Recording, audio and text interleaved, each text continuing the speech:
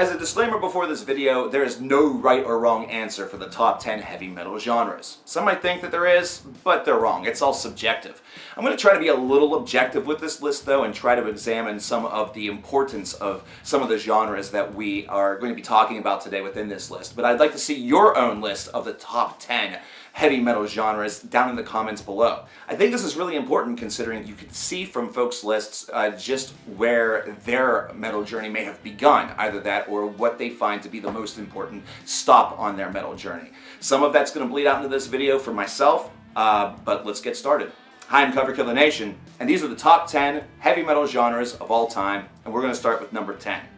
Number 10 is metalcore, and this is the most recent entry on this list because of the fact that, despite the fact that it is a amalgamation of hardcore, it is still a really important facet of metal history, considering in the 2000s we had a very big bubbly scene of metalcore bands that were able to give us a lot of great records. A lot of folks were able to come and become part of the heavy metal philosophy based off of these bands. They got their entry into heavy metal due to the importance of groups such as Killswitch Engage, As I Lay Dying, Shadows Fall, and more. And what was interesting about this is that as this subgenre of music was getting more and more popular, you were seeing other bands from other genres of metal sort of tweaking their sound a little bit or starting to sound a little bit like the metalcore sound. And of course, metalcore has given us the birth of deathcore, which further devolved into slam. And you could say that slam has had other real traces of history. You're not going to be wrong. Same is true of deathcore, but it's definitely one where the metalcore fans have then, some of them have jumped to deathcore and some of them have jumped to slam. Either that, or that's been a completely new scene altogether, and if we made this list 10 years in the future, it might have been at the number 10 spot. Metalcore is important. It's now probably in its second or third wave, and it is still going, it's going. Number 9 is nu metal. Now, nu metal is something that many folks hope we never ever see again. However, nu metal's importance to music and to heavy metal itself is very similar to what we got with metalcore just a couple of years later. In the 1990s, here in America at least, heavy metal was not seen, and there was not a lot of visibility for this group outside of Headbangers Ball, the everyday video that you might see as part of the MTV lineup, or Beavis and Butthead. Now, there were some groups that were able to break through, such as Pantera and even Machine Head to a certain degree, but heavy metal music was really sort of being reserved for the 1980s, unless, of course, a hair metal band decided that they were going to try to, get back into the limelight with a song that perhaps was popular for 5 seconds. However, nu metal was this new sound that was able to combine some of the aspects of hip-hop, or that's the whole idea, in order to place it with heavy metal to bring this weird new beast that was a little bit more simplistic in some positions, but also had an angst that was also very similar to the alternative rock and the grunge that we had just heard earlier in the decade, and we're continuing to hear as the 90s made their way to their conclusion. This was a really easy access point for a lot of heavy metal fans to get their start, and still maintains itself as an easy access point or a good gateway drug for metal fans even to this day. Some of the groups that are still around were initially part of this nu metal wave, such as Slipknot or Disturbed, and even Godsmack. And though you might not necessarily like those names, you may even doubt their validity as metal bands, they're part of the metal landscape, and they have gotten a lot of your brothers to the dance. That's why nu metal is important, and that's why it's on this list. Number 8, stoner/sludge. Now, this is very recent, although the stoner idea has been around since forever. After all, as long as there's been weed and there's been heavy metal, there's been a combination of weed and heavy metal. But sludge has been an interesting concept that has been brewing for a couple of decades now. You can easily look at bands such as I Hate God and Crowbar as some of the real originators of this concept, and then you can see bands that are within the Baroness or even the Mastodon category take this idea further. Not to mention there's a ton of bands that are down in the underground in those deep subsects that really enjoy this style and continue to facilitate it. Hell, how many times in the past couple of years have we used the word stoner metal or stoner to kind of articulate what a band was able to do? With bands such as, Foot or even Elder. Elder is one where that stoner idea could be placed in there a little bit, although they're more doom-centered and a little bit prog-centered. But it's something of an aspect point that has now made its way into major heavy metal culture. Whenever you hear some of those different ideas, you hear a little bit of that repetitive, almost hypnotic vibe, you immediately think think of stoner metal. It's something that's fixated in your mind. And especially whenever it comes to the resurgence of bands such as Sleep and the big time love that's being given to bands such as High on Fire or even Electric Wizard, these ideas are still alive and well, not to mention the underground is massive. Just look at any Stoned Meadow of Doom profile and you will know just how prominent these styles still are. Number 7 is doom metal. Now some might say, well, this should be the granddaddy of them all. This should be number 1 because Black Sabbath, really, for being a heavy metal band, sounds a lot like a doom metal band. Tony Iommi is the god of the doom riff. Well, that all is true, but we're going to place them a little bit higher up on this list. But doom has been this really interesting organism that has grown and mutated throughout the years. Through the rise of bands such as Candlemass and Cathedral, we have seen this new side of doom. And not to mention, as the time has gone on, we have seen more and more innovation. We've seen the songs draw out and become longer and longer. We have seen this idea get to the point where we get to single riffs or single small little ideas and just droning. Yeah, drone definitely feels like it's an extension of doom metal, mostly because it kind of is. It's an interesting concept. It actually has some roots in ambience as well. It's just really playing with sound, and doom plays with sound a lot, considering they play low, they play slow. That's what doom metal is all about. Well, kind of. But there's also the traditional doom empires that really enjoy to take the very Black Sabbathian riffs that we've gotten from Tony Iommi over the years and replicate them and put their own spin on them in order to get something that's a little bit different. So now doom is this genre that actually has a budgeting list of subgenres that do show a little bit more prominence. Not to mention, there's progressive doom. You can take a look at doom bands such as November's Doom. It's right there in the name. And Swallow the Sun, and you can see doom being an aspect of that. We have death doom, which is death metal that has doom aspects into it. That word doom is everywhere. And it's something that is because of the idea of playing slow or playing a certain way, kind of channeling that old school Sabbath idea. Of course, these days, folks are channeling more of the Cathedral and even the Candlemass spirits and even Solitude Aeternis, and the list goes on and on. It's something that's everywhere and has become a part of the heavy metal playbook. We love doom, doomy, doomy, doom. Number 6 is progressive metal. Now, this is one where we have a lot of discrepancy considering progressive is its own genre. However, progressive metal is something that has been popularized by bands such as Dream Theater.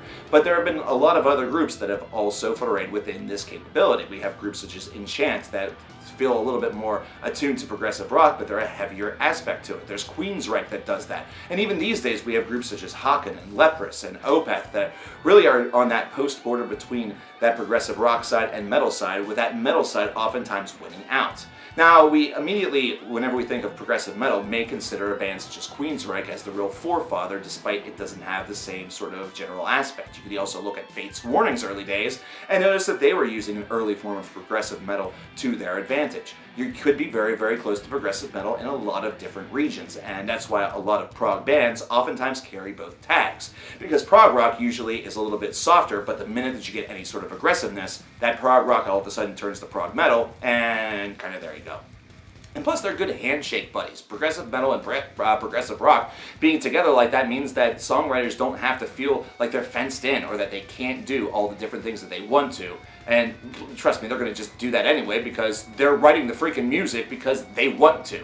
They're not trying to satisfy a bunch of prog snobs that are trying to slice everything like bread. Instead, they're just writing the music that they want to, and as a result, progressive music has also infected other areas. The progressive has oftentimes been tailor-made to mean complicated. So we see that in alternative rock with a group such as Tool has the progressive tag.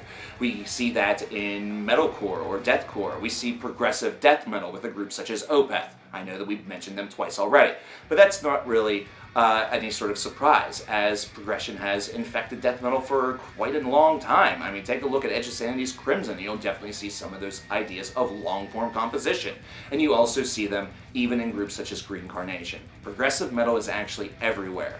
But the thing is that it's just an aspect of a group as opposed to necessarily being the whole group. And trust me, there's plenty of whole groups that are doing progressive metal and progressive rock. Number 5 is black metal. Now, you might think that this should be a little bit higher up on the list due to all the controversy of the 1990s, but it's going to be right here for now. Black metal was an amazing thing whenever it first jumped into the public attention, considering this was a subgenre of heavy music that was able to jump right into the mainstreamist attention because of some of the things that were taking place over in Europe, especially in Norway.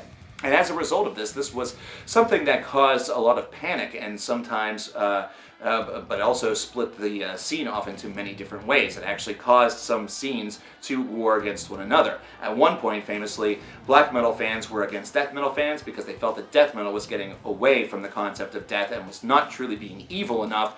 Black metal was the supreme evil. Hail black metal. The history you can find on any Wikipedia article. However, black metal's contributions to music has been felt long ever since it was first debuted, and they continue to go strong even to this day. Being in a black metal band today oftentimes means a little bit something more, however. It oftentimes is carried with an additional adjective, either that or with a suffix at the end of it. However, there are still a lot of pure black metal bands out there that are causing this sort of evil anti-Christian misanthropy, and they're still just getting better and better. If you thought that they're not grim enough and they've been affected by the great production of today's production wagons or tanks or rooms, you're really missing out on a lot of the different creativity that has started to come out because of this. But there's still plenty of raw black metal out there. Black metal's everywhere, after all. If you take a look at Bandcamp, if you take a look at the underground, there's just black metal as far as the eye can see. This is still a wildly popular genre, and not to mention, it has most recently got its own spin-off subgenre with black gaze that has also been very popular over the course of the past half-decade. Number 4, extreme metal and grindcore. Now you might look at the term extreme metal and think that this really encompasses everything. Death metal, black metal, and all things in between. This is meant to just be extreme music.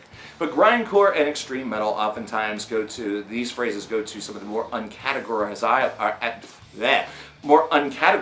bands out there that just want to do something that's a little bit out there and oftentimes has a lot of aggression that's pent up behind it.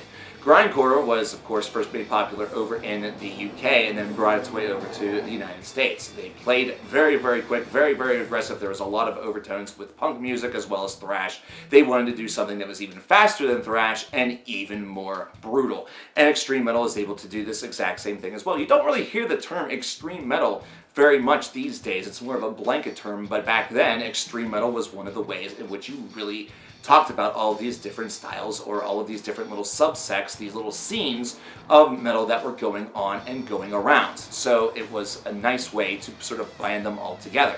But we look at grindcore specifically here, considering all of these different aspects of playing very aggressively can lead to other genres of music, such as slam, such as, the brutal death metal that we've seen.